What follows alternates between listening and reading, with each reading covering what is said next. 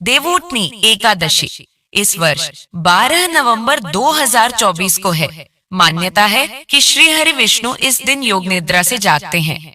इसके बाद मांगलिक कार्य शुरू होते हैं।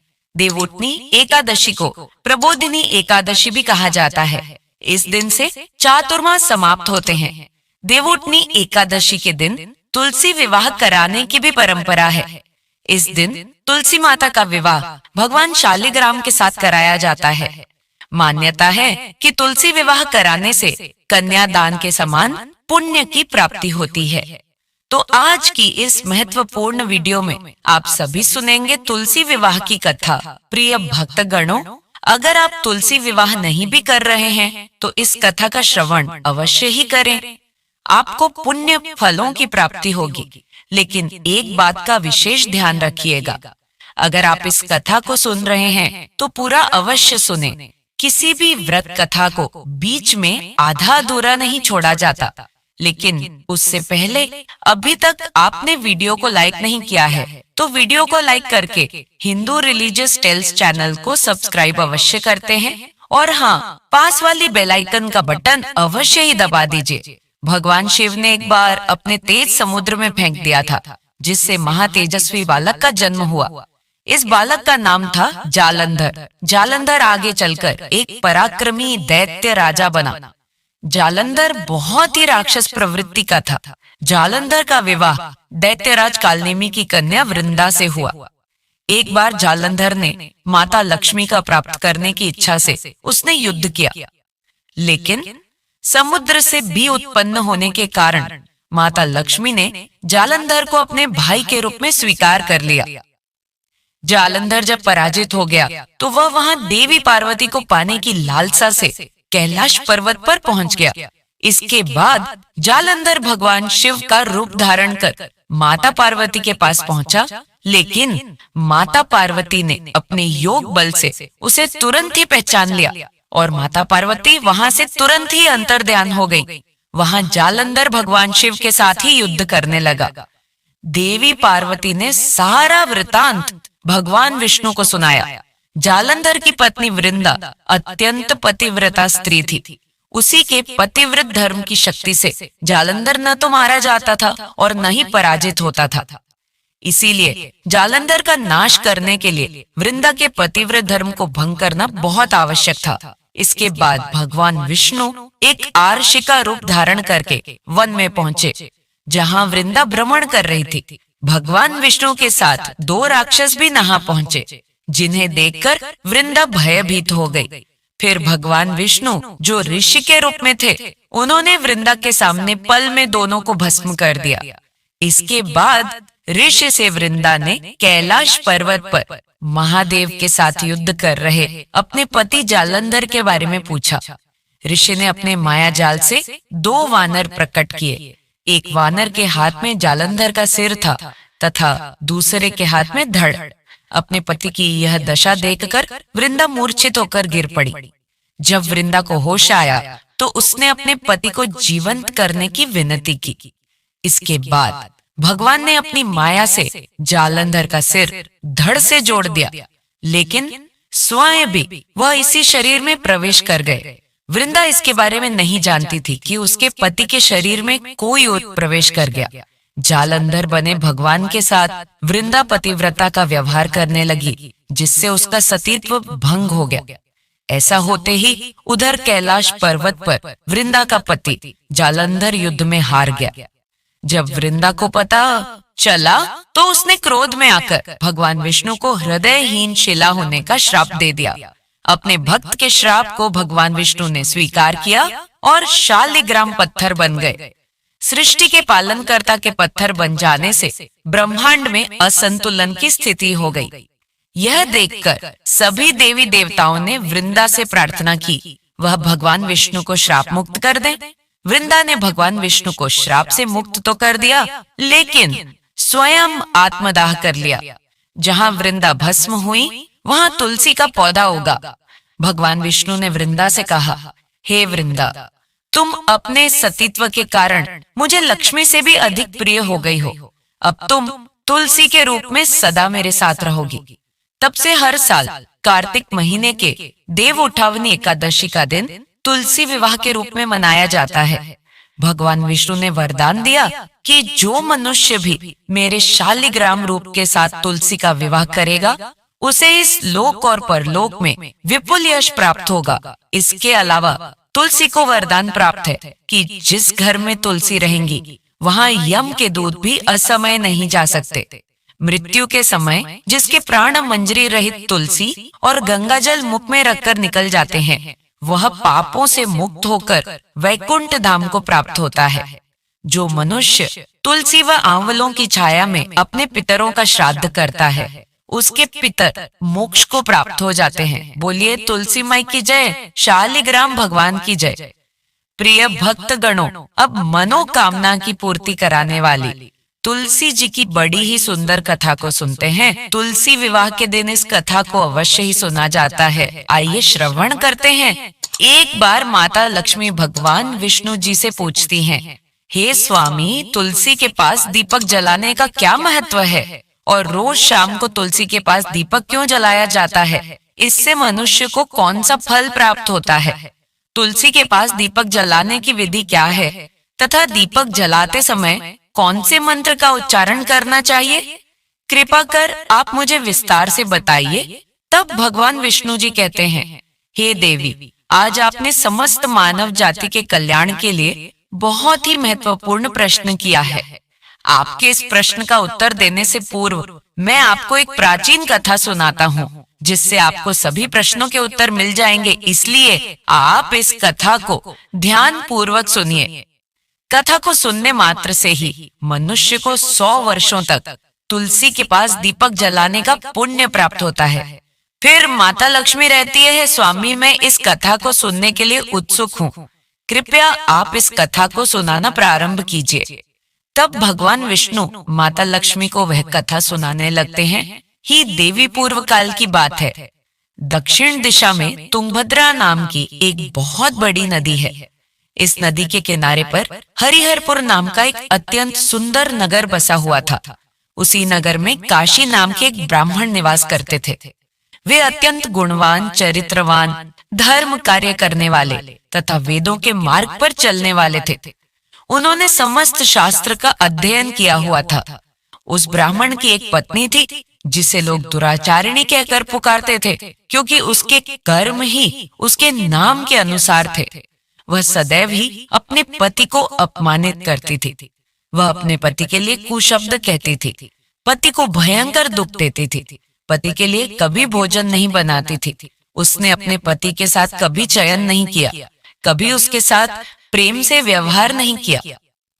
पति के मित्र, परिवार के लोग घर पर आते तो वह स्त्री उनको अपमानित करके भगा दिया करती थी और स्वयं काम भाव से उन्मत्त होकर निरंतर अन्य व्यभिचारिणी स्त्रियों के साथ घूमा करती थी। उसका मन पति को छोड़कर पर आए पुरुषों में लगा रहता था। उसने कभी अपने पति से प्रेम से बात नहीं की, किंतु पर आए पुरुषों के संग बैठकर बातें किया करती थी। पराये पुरुषों को मोहित करने के लिए सज धज कर गांव में घूमने जाया करती थी। कभी भवन में किसी वृक्ष के नीचे खड़ी रहकर सुंदर पुरुषों की राह देखने लगती और किसी सुंदर पुरुष को मोहित करके उसके संग भोग विलास किया करती थी। फिर दिन वह दुराचारिणी स्त्री वन में जाकर एक वृक्ष के नीचे खड़ी हो गई। उसका चित्र काम से भरा हुआ था। वह किसी सुंदर कामय पुरुष की राह देख रही थी, किंतु बहुत समय निकलने के बाद भी उस स्थान पर कोई पुरुष नहीं आया। इसलिए वह अत्यंत दुखी हो गई और प्रियतम की खोज में इधर उधर देखने लगी।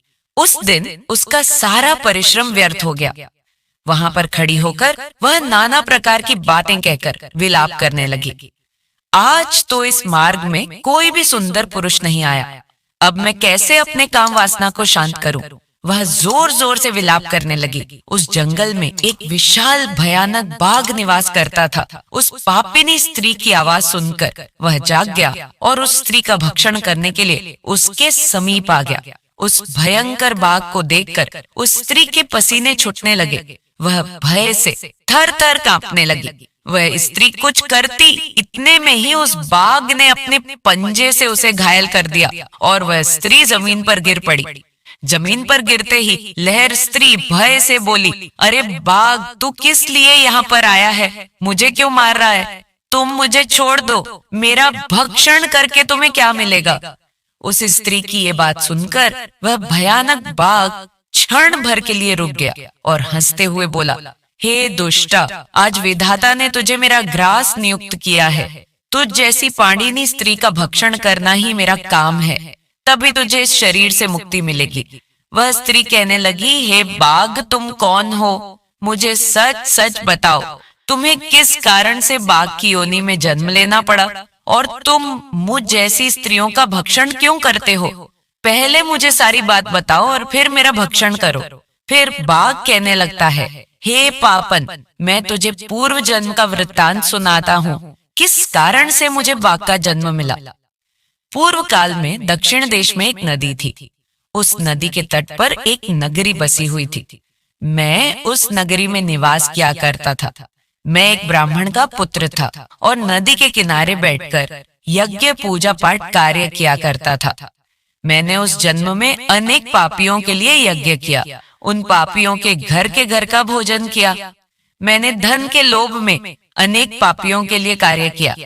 जिन वस्तुओं का दान ब्राह्मणों को नहीं लेना चाहिए, उन वस्तुओं का दान भी मैंने ग्रहण किया। और जिस किसी से धन लेता था लेकिन कभी वापस नहीं करता था, इस प्रकार से पाप करते हुए मुझे बहुत साल बीत गए और मैं वृद्ध हो गया। मेरे बाल सफेद हो गए, मुंह के सारे दांत गिर गए, लेकिन फिर भी मेरी दान लेने की आदत नहीं छूटी और मैं पाप करता चला गया। फिर एक दिन मैं धन के लोभ से नदी किनारे गया और अन्य धूर्त ब्राह्मणों के साथ मिलकर हमने लोगों को ठगा, झूठ, मंत्र वचन बोलकर हमने बिना विधि विधान के ही देवी देवताओं का पूजन किया और बहुत सारा धन दान में ले लिया।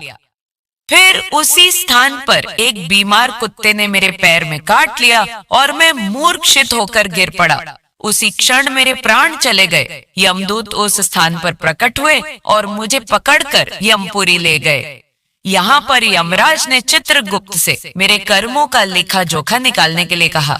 फिर चित्रगुप्त कहने लगे, हे धर्मराज, इस ब्राह्मण ने घोर पाप किए हैं।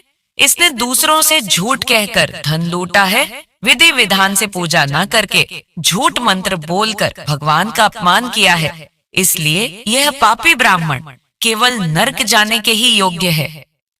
फिर यमराज ने अपने दूतों को आदेश देकर मुझे नरक की अग्नि में डाल दिया और कई वर्षों तक सजा भोगने के बाद मुझे बाघ का शरीर प्राप्त हुआ और मैं इस दुर्गम वन में निवास करने लगा।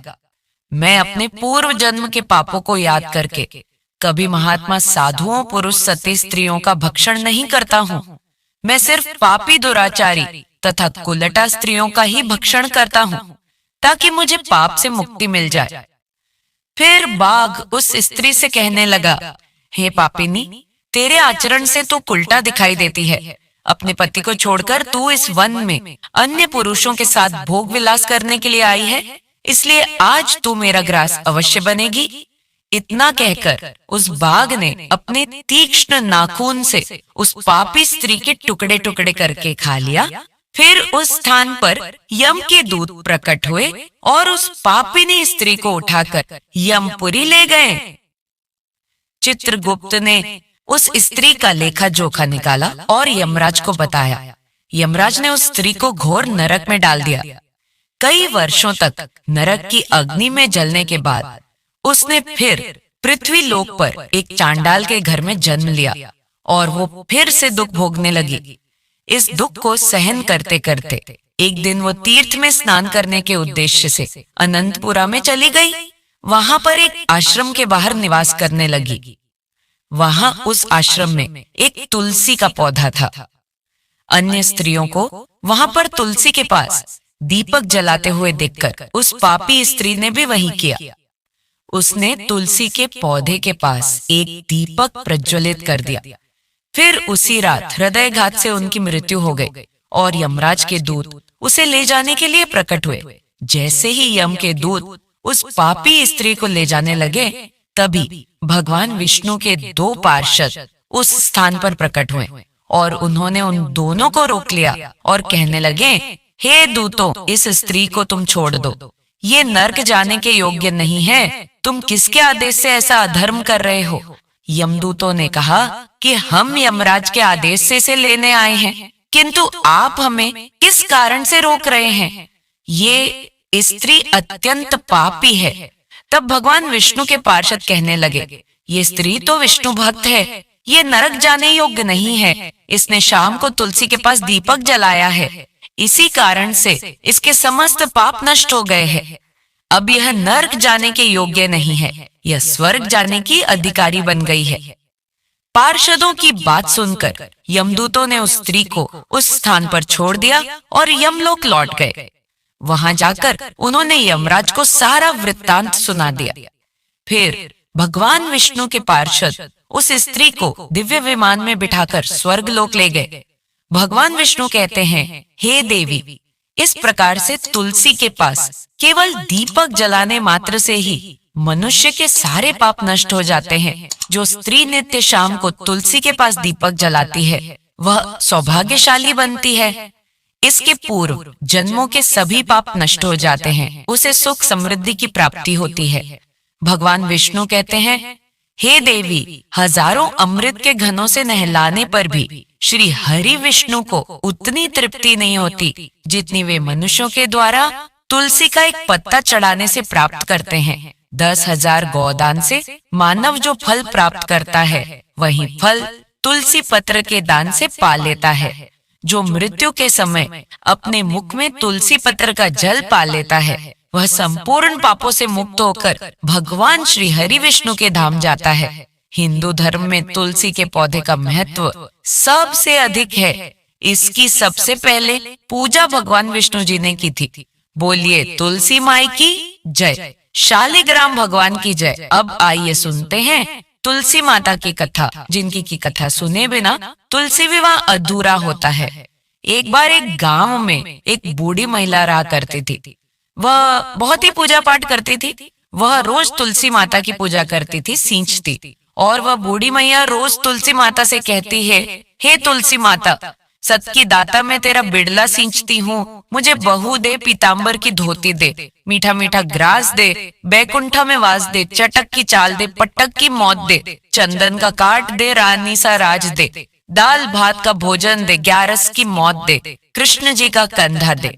वह बुजुर्ग महिला हर रोज तुलसी माता की पूजा करती थी और उनके बदले को रोज की थी। तुलसी माता बूढ़ी माँ की यह बात सुनकर धीरे धीरे सूखने लगी।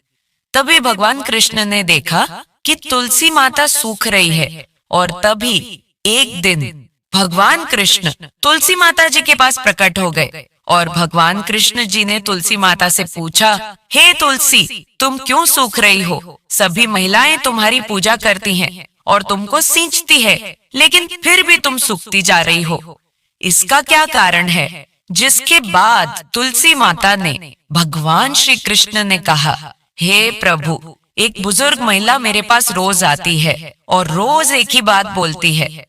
मैं सब बात तो पूरा कर दूंगी, लेकिन कृष्ण का कंधा कहाँ से लाऊंगी? तभी भगवान श्री कृष्ण तुलसी माता की बात सुनकर जोर जोर से हंसने लगे और भगवान श्री कृष्ण ने तुलसी माता से कहा, हे तुलसी, तुम चिंता मत करो। उस बूढ़ी मैया की जब मृत्यु होगी, तब मैं स्वयं उसको कंधा देने जाऊंगा और तुम उस बूढ़ी मैया को बता देना। जिसके बाद भगवान श्री कृष्ण तुलसी माता को यह बताकर वहां से अदृश्य हो गए और धीरे धीरे उस बुजुर्ग महिलाओं की तबीयत खराब हो गई। एक दिन जब एकादशी का दिन था, तो उस बूढ़ी मैया की मृत्यु हो गई। तभी कुछ बूढ़ी मैया के आसपास रहने वाले सभी लोग आ गए और उन्होंने उस बूढ़ी मैया के अंतिम संस्कार के लिए उनको जैसे तैसे उठाया। तो वह बूढ़ी मैया वहां पर किसी भी व्यक्ति से नहीं उठती हैं। तभी अचानक से एक बच्चा आया और सभी से कहने लगा कि मैं बूढ़ी मैया के कान में कुछ कहना चाहता हूँ, जिससे वे बूढ़ी मैया हल्की हो जाएंगी और आप सभी लोग उसको आराम से उठा लेंगे। यह सुनकर सभी लोग बहुत ही आश्चर्यचकित हो गए और कहने लगे, ऐसा कैसे हो सकता है? और सभी लोगों ने उस बच्चे को बालक समझकर वहां से भगा दिया। लेकिन वहां पर उपस्थित एक बुजुर्ग आदमी ने उस बच्चे से कहा, कि जाओ, तुम्हें जो करना है वह कर लो। लेकिन सभी लोगों को यह पता ही नहीं था कि बच्चे के रूप में भगवान श्री कृष्ण ही आए हैं उस बूढ़ी मैया को कंधा देने के लिए। जिसके बाद भगवान श्री कृष्ण उस बूढ़ी मैया के पास गए और उनके कान में जाकर कहने लगे, माई मन की निकाल दे, पीताम्बर की धोती ले, मीठा मीठा ग्रास ले, बैकुंठ में बांस ले, चटक की चाल ले, मटक की मौत ले, चंदन का काट दे और सब ले, कृष्ण जी का कंधा भी ले। भगवान श्री कृष्ण के इतना बोलते ही वह बूढ़ी मैया हल्की हो गई और फिर भगवान श्री कृष्ण ने सभी लोगों के साथ मिलकर उस दिन उस बूढ़ी मैया को कंधा दे दिया और उस बुजुर्ग महिला का अंतिम संस्कार कर दिया। जिसके बाद उस बूढ़ी मैया को मोक्ष प्राप्त हो गया और उस बूढ़ी मैया को स्वर्ग की प्राप्ति हुई। हे भगवान श्री कृष्ण, जिस प्रकार आपने बूढ़ी मैया को सब कुछ दिया, उसी प्रकार आप अपने सभी भक्तों को देना। इस कथा को कहने वाले, सुनने वाले और हुंकार भरने वालों को देना। जय हो माता तुलसी, जय हो भगवान श्री कृष्ण। ओम नमो भगवते वासुदेवाय नमः। एक ग्रामीण कथा के अनुसार एक परिवार में ननद भाभी रहती थी। ननद अभी कुंवारी थी। वह तुलसी की बड़ी सेवा करती थी, पर भाभी को यह सब फूटी आंख नहीं सुहाता था। कभी कभी तो वह गुस्से में कहती कि जब तेरा विवाह होगा तो तुलसी ही खाने को दूंगी तथा तुलसी ही तेरे दहेज में दूंगी। यथा समय जब ननद की शादी हुई तो उसकी भाभी ने बारातियों के सामने तुलसी का गमला फोड़कर रख दिया। भगवान की कृपा से वह गमला स्वादिष्ट व्यंजनों में बदल गया। गहनों के बदले भाभी ने ननद को तुलसी की मंजरी पहना दी तो वह सोने के आभूषणों में बदल गई। वस्त्रों के स्थान पर तुलसी का जनेऊ रख दिया तो वह रेशमी वस्त्रों में बदल गया। ससुराल में उसके दहेज आदि के बारे में बहुत बड़ाई हुई। इस पर भाभी को बड़ा आश्चर्य हुआ और तुलसी जी की पूजा का महत्व उसकी समझ में आ गया। भाभी की एक लड़की थी। वह अपनी लड़की से कहती कि तू भी तुलसी की सेवा किया कर, तुझे भी बुआ की तरह फल मिलेगा। पर लड़की का मन तुलसी की सेवा में नहीं लगता था। लड़की के विवाह का समय आया तो भाभी ने सोचा, जैसा व्यवहार मैंने अपनी ननद से किया उसी के कारण उसे इतनी इज्जत मिली, क्यों न मैं अपनी लड़की के साथ भी वैसा ही व्यवहार करूं। उसने तुलसी का गमला फोड़कर बारातियों के सामने रख दिया, परंतु इस बार मिट्टी मिट्टी ही रही। मंजरी व पत्ते भी अपने पूर्व रूप में ही रहे तथा जनेऊ जनेऊ ही रहा। सभी बाराती भाभी की बुराई करने लगे। ससुराल में सभी लड़की की बुराई कर रहे थे। भाभी ननद को कभी घर नहीं बुलाती थी। भाई ने सोचा मैं ही बहन से मिल लाऊं। उसने अपनी इच्छा पत्नी को बताई तथा सौगात ले जाने के लिए कुछ मांगा। भाभी ने थैले में ज्वार भरकर कहा, और तो कुछ है नहीं, यही ले जाओ। वह दुखी मन से चल दिया। भला बहन के घर कोई ज्वार लेकर आता है। बहन के नगर के समीप पहुंचकर उसने एक गौशाला में गाय के सामने ज्वार का थैला उलट दिया। तब गोपाल ने कहा, ए भाई, सोना मोती गाय के आगे क्यों डाल रहे हो? यह देखकर भाई को बड़ा ही आश्चर्य हुआ और उसने सभी हीरे मोती तथा सोना वापस अपने थैले में रख लिया। भाई ने सारी बात अपनी बहन को बताई और बड़ी खुशी खुशी उसने सारे हीरे मोती और जेवर अपनी बहन को दिए। दोनों भाई बहन एक दूसरे को देखकर अत्यंत प्रसन्न हुए। जय श्री कृपा माता तुलसी ने नंद पर की, ऐसी ही कृपा सभी पे करना बोलिए। श्री तुलसी शालिग्राम जी की जय बोलिए। श्री लक्ष्मी नारायण भगवान की जय। इस कथा को पूरा सुनने से सभी मनोकामनाएं पूर्ण हो जाती हैं। सावर्णी मुनि की पुत्री तुलसी अपूर्व सुंदरी थी। उनकी इच्छा थी कि उनका विवाह भगवान नारायण के साथ हो। इसके लिए उन्होंने नारायण पर्वत की घाटी में स्थित बद्रीवन में घोर तपस्या की। दीर्घ काल तक तपस्या के उपरांत ब्रह्मा जी ने प्रसन्न होकर दर्शन दिया और वर मांगने को कहा। तुलसी ने कहा, सृष्टिकर्ता ब्रह्मदेव, आप अंतर्यामी हैं, सबके मन की बात जानते हैं, फिर भी मैं अपनी इच्छा बताती हूँ। मैं चाहती हूँ कि भगवान श्री नारायण मुझे पति रूप में मिले। ब्रह्मा ने कहा, तुम्हारा अभीष्ट तुम्हें अवश्य मिलेगा। अपने पूर्व जन्म में किसी अपराध के कारण तुम्हें शाप मिला है। इसी प्रकार भगवान श्री नारायण के एक पार्षद को भी दानव कुल में जन्म लेने का शाप मिला है। दानव कुल में जन्मने के बाद भी उसमें नारायण का अंश विद्यमान रहेगा। इसलिए इस जन्म में पूर्व जन्म के पाप के शमन के लिए संपूर्ण नारायण तो नहीं, नारायण के अंश से युक्त दानव कुल जन्मे उस शापग्रस्त पार्षद से तुम्हारा विवाह होगा।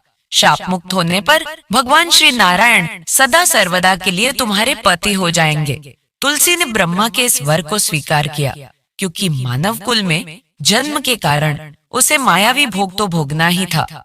तुलसी बद्रीवन में ही रहने लगी। नारायण का वह पार्षद दानव कुल में शंखचूड़ के नाम से पैदा हुआ था। कुछ दिनों के बाद वह भ्रमण करता हुआ बद्रीवन में आया। यहाँ तुलसी को देखते ही वह उस पर मुग्ध हो गया। तुलसी के सामने उसने अपने साथ विवाह का प्रस्ताव रखा। इतने में ही वहां ब्रह्मा जी आ गए और तुलसी से कहा, तुलसी, शंखचूड़ को देखो, कैसा देवोपम इसका स्वरूप है। दानव कुल में जन्म लेने के बाद भी लगता है जैसे इसके शरीर में नारायण का वास हो। तुम प्रस्ताव को सहर्ष स्वीकार कर लो। तुलसी को भी लगा कि उसकी तपस्या पूर्ण हुई, उसे इच्छित फल मिला है। शंखचूड़ के साथ उसका गांधर्व विवाह हो गया और वह शंखचूड़ के साथ उसके महल में पत्नी बनकर आ गई। शंखचूड़ ने अपनी परम सुंदरी सती साध्वी पत्नी तुलसी के साथ बहुत दिनों तक राज्य किया। उसने अपने राज्य का इतना विस्तार किया कि देवलोक तक उसके अधिकार में आ गया। स्वर्ग का सुख भोगने वाले देवताओं की दशा भिखारियों जैसे हो गई। शंखचूड़ किसी को कष्ट नहीं देता था, पर अधिकार और राज्य छिन जाने से सारे देवता मिलकर ब्रह्मा, विष्णु और शिव की सभा में गए तथा अपनी विपत्ति सुनाई। ब्रह्मा जी ने कहा, तुलसी परम साध्वी है, उसका विवाह शंखचूड़ से मैंने ही कराया था। शंखचूड़ को तब तक नहीं हराया या मारा जा सकता है जब तक तुलसी को न छला जाए। विष्णु ने कहा, शंखचूड़ पूर्व जन्म में मेरा पार्षद था। शाप के कारण उसे दैत्य कुल में जन्म लेना पड़ा। इस जन्म में भी मेरा अंश उसमें व्याप्त है। साथ ही तुलसी के पतिव्रत धर्म से वह अजेय है। फिर देवताओं की सहमति से भगवान शिव ने शंखचूड़ के पास संदेश भेजा कि या तो वह देवताओं का राज्य लौटा दे या फिर उनसे युद्ध करे। शंखचूड़ शंकर के पास पहुंचा। उसने कहा, देवाधिदेव, आपके लिए देवताओं का पक्ष लेना उचित नहीं है। राज्य बढ़ाना हर राजा का कर्तव्य है। मैं किसी को दुखी नहीं कर रहा हूँ। देवताओं से कहिए वे मेरी प्रजा होकर रहे। मैंने आपका भी कोई अपकार नहीं किया है। हमारा आपका युद्ध शोभा नहीं देता। अगर आप हार गए तो बड़ी लज्जा की बात होगी। मैं हार गया तो आपकी कीर्ति बहुत अधिक नहीं बढ़ेगी। भगवान शंकर हंसे। वे तो सब रहस्य समझते थे। तुलसी और शंखचूड़ के पूर्व जन्म के शाप की अवधि लगभग पूरी हो चुकी थी। बोले, इसमें कीर्ति और लज्जा की बात नहीं। तुम देवों का राज्य लौटाकर उन्हें उनके पद पर प्रतिष्ठित होने दो। युद्ध से बचने का यही एक उपाय है। शंखचूड़ ने कहा, मैंने युद्ध के बल से देवलोक जीता है। कोई उसे युद्ध के द्वारा ही वापस ले सकता है। यह मेरा अंतिम उत्तर है। मैं जा रहा हूँ। ऐसा कहकर शंखचूड़ चला गया। उसने अपनी पत्नी तुलसी को सारी बात बताई और कहा, कर्म भोग सब काल सूत्र में बंधा है। जीवन में हर्ष, शोक, भय, सुख, दुख, मंगल अमंगल काल के अधीन है। हम तो केवल निमित्त हैं। संभव है भगवान शिव देवों का पक्ष लेकर मुझसे युद्ध करे। तुम चिंता मत करना, तुम्हारा सती तेज मेरी रक्षा करेगा। दूसरे दिन भगवान शंकर के नेतृत्व में देवताओं ने युद्ध छेड़ दिया। शंखचूड़ ने भीषण वाणों की वर्षा कर उनका वेग रोका। उसके प्रहार से देवता डगमगाने लगे। उसने दानवी शक्ति का प्रयोग कर मायावी युद्ध आरंभ किया। युद्ध स्थल पर वह किसी को दिखाई नहीं देता था, पर उसके अस्त्र शस्त्र प्रहार कर देवों को घायल कर रहे थे। देवगण अपने अस्त्र चलाएं तो किस पर चलाएं, क्योंकि कोई शत्रु सामने था ही नहीं। कई दिनों तक इस तरह भयंकर युद्ध चला। शंखचूड़ पराजित नहीं हुआ। तब शिव ने विष्णु से कहा, विष्णु, कुछ उपाय करो, अन्यथा मेरा तो प्रिय भक्त गणों पुराणों में वर्णित है कि भगवान विष्णु, राम और कृष्ण को तुलसी जी का भोग लगाने से भगवान प्रसन्न होते हैं और प्रसाद को ग्रहण करते हैं। परंतु गणेश जी के भोग में तुलसी का प्रयोग वर्जित बताया गया है। गणेश जी को तुलसी का भोग लगाने से भगवान नाराज हो जाते हैं। इसके पीछे एक पौराणिक कथा है। पुराणों में बताया गया है कि एक बार गणेश जी गंगा नदी के किनारे तपस्या कर रहे थे। इसी कालावधि में धर्मात्मज की कन्या तुलसी विवाह की इच्छा लेकर तीर्थ यात्रा पर निकली। देवी तुलसी सभी तीर्थ स्थलों का भ्रमण करते हुए गंगा के तट पर पहुंची। गंगा तट पर देवी तुलसी ने देखा कि युवा गणेश जी तपस्या में लीन थे। शास्त्रों के अनुसार तपस्या में विलीन गणेश जी रत्न जटित सिंहासन पर विराजमान थे। उनके समस्त अंगों पर चंदन लगा हुआ था। उनके गले में पारिजात पुष्पों के साथ स्वर्ण मणि रत्नों के अनेक हार पड़े थे। उनकी कमर में अत्यंत कोमल रेशम का पीतांबर लिपटा हुआ था। तुलसी श्री गणेश के इस सुंदर स्वरूप पर मोहित हो गई। उनके मन में गणेश से विवाह करने की इच्छा जागृत हुई। तुलसी ने विवाह की इच्छा से उनका ध्यान भंग किया।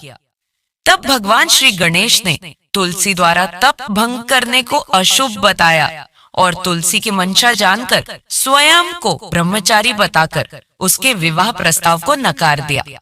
विवाह प्रस्ताव ठुकराने पर तुलसी ने नाराज होकर गणेश जी को शाप दिया कि उनके एक नहीं बल्कि दो विवाह होंगे। इस पर श्री गणेश ने भी तुलसी को शाप दे दिया कि तुम्हारा विवाह एक असुर से होगा। एक राक्षस की पत्नी होने का शाप सुनकर तुलसी ने गणेश जी से माफी मांगी। तब गणेश जी ने तुलसी से कहा कि तुम्हारा विवाह शंखचूर्ण राक्षस से होगा, किंतु फिर तुम भगवान विष्णु और श्री कृष्ण को प्रिय होने के साथ ही कलयुग में जगत के लिए जीवन और मोक्ष देने वाली होगी। पर मेरी पूजा में तुलसी चढ़ाना शुभ नहीं माना जाएगा। तब से ही भगवान श्री गणेश जी की पूजा में तुलसी चढ़ाना वर्जित माना जाता है। बोले गणेश भगवान की जय, तुलसी माता की जय। आई अब श्रवण करते हैं लक्ष्मी माता की कथा। इस कथा को सुने बिना यह कथाएं पूर्ण नहीं होती। एक बार तुलसी देवी राजा कुशध्वज की बेटी के रूप में अवतरित हुई। उनका विवाह जलंधर से हुआ। ऐसा कहा जाता है कि पाताल लोक को नियंत्रित करने वाले देवता समुद्र देव की पुत्री लक्ष्मी देवी थी। अर्थात क्योंकि वह समुद्र मंथन के समय उनसे प्रकट हुई थी और जलंधर अर्थात जो जल से पैदा हुई है। जालंधर का विवाह तुलसी देवी से हुआ था और वह उनकी पवित्रता और शुद्धता से शक्ति प्राप्त करता था। उसकी शुद्धता इतनी दृढ़ थी कि भगवान शिव भी जालंधर को युद्ध में नहीं हरा सके और सभी देवता मदद के लिए भगवान विष्णु के पास गए। इस समय भगवान विष्णु तुलसी देवी के पास उनके पति जलंधर का रूप धारण करके गए। जब तुलसी देवी ने उन्हें अपना पति समझकर उनका अभिवादन किया तो उनका सतीत्व क्षण भर के लिए भंग हो गया। इसका फायदा उठाकर देवताओं ने जलंधर को मार डाला। जब तुलसी देवी को समझ में आया कि क्या हुआ है, तो भगवान विष्णु ने अपना असली रूप प्रकट किया। क्रोधित तुलसी देवी ने भगवान विष्णु को उनके पत्थर दिल व्यवहार के लिए पत्थर बनने का श्राप दिया।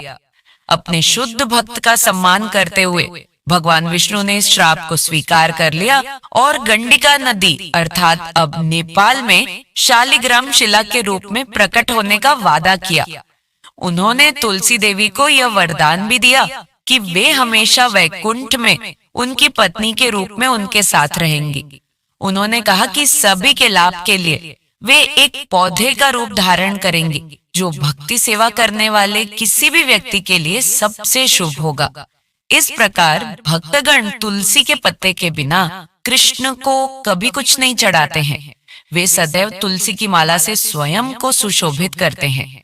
भाग्य की देवी लक्ष्मी कभी कभी भगवान के चरण कमलों में रखे तुलसी के पत्तों से ईर्ष्या करती है, क्योंकि वे वहीं स्थिर रहते हैं और हिलते नहीं हैं। जबकि लक्ष्मी जी यद्यपि भगवान की छाती के पास स्थित है, कभी कभी उन्हें अन्य भक्तों को प्रसन्न करना पड़ता है जो उनकी कृपा के लिए प्रार्थना करते हैं।